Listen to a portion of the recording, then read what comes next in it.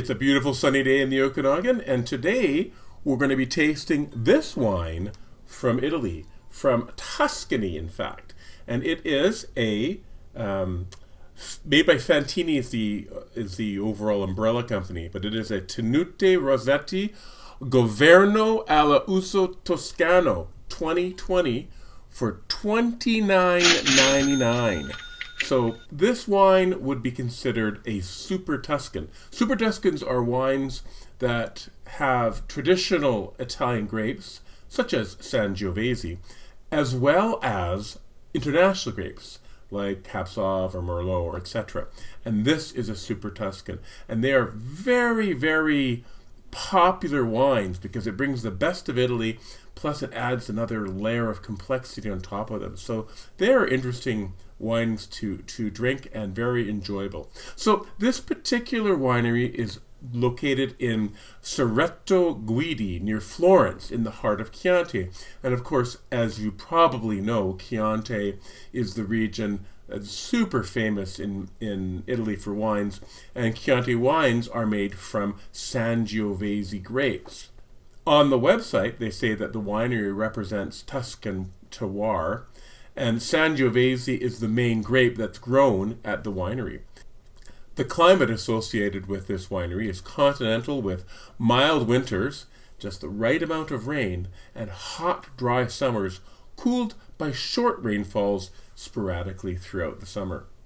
So this particular wine, this Governo all'Uso Toscano, come on, focus, there we go.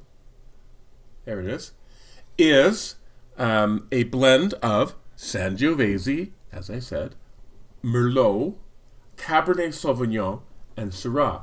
So it's a very interesting blend of grapes. But I'm going to tell you a little bit more about how this wine goes beyond just interesting in a second. So in the vineyard, the grapes are 430 meters above sea level on average. The soils are a combination of sandstone, marl, and fleisch mixed with clay.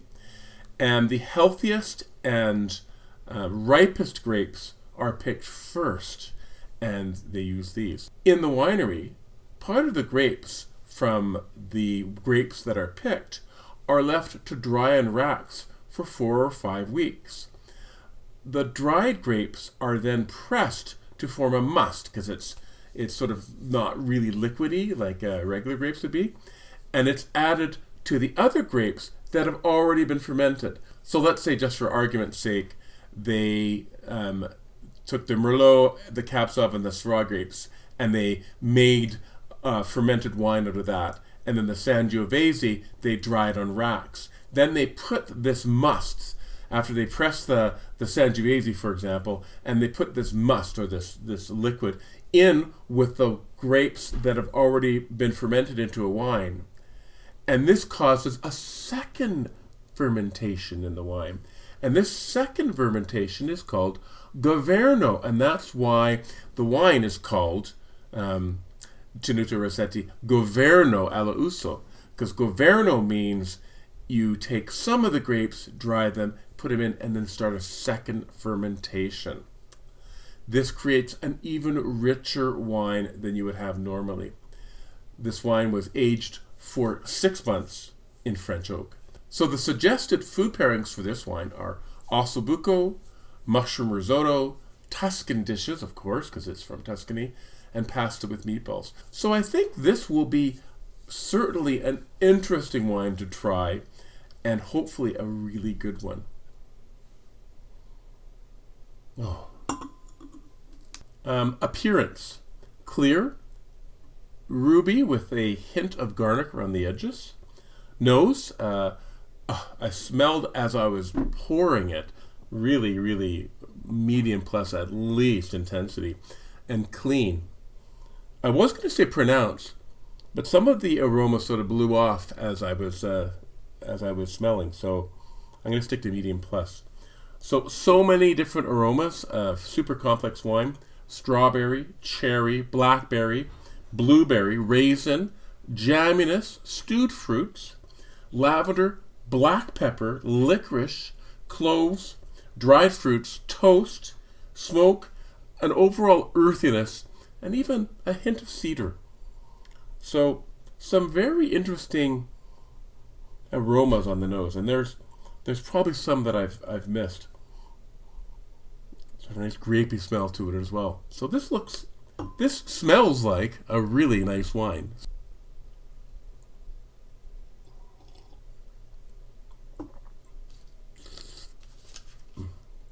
Oh my, that's good. For the palate, dry, medium, maybe medium plus acidity, medium tannins, they're there, but not that strong. I said high alcohol, but it's actually only 13.5%, which is on the cusp between medium and high. I said medium to medium plus body, so it's got some nice body, but not as much as I would expect it to have, being a Gaverno wine. And again, medium to medium plus intensity of flavor. The flavors are very nice, but I'd like them to be a little stronger than they are. And finish, medium to medium plus finish. Has a nice finish, but it just sort of dissipate after a while.